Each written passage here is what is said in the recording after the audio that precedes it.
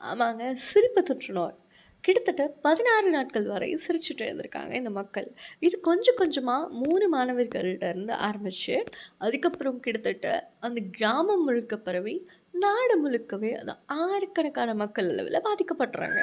அது மட்டும் இல்லாம, கிட்டத்தட்ட 14 ஸ்கூல்கள் மூடப்படும். 12 டூ 18 வயதுக்குடைய சிறு மாணவர்களிடையே இந்த சிரிப்பு தொற்றுநோய் அதிக அளவில் பாதிக்கப்படுகிறது. அது மட்டும் இல்லாம, இது கொஞ்சம் கொஞ்சமா அப்படியே பரவி, ஆண் பாலர்களை கம்பேர் பண்ணும்போது, பெண்களிடையே இந்த தொற்று நோய் அதிகமா பரவுது. அது மட்டும் இல்லாம, கொஞ்சம் கொஞ்சமா அந்த கிராமத்தில இருக்க எல்லா வயதுடைய மக்கள்கிட்டயும் இது பரவி, ரொம்பவே மாணவர்களுடைய பாதிப்பு அதிகமாகவே பள்ளிய இழுத்து மூடுறாங்க.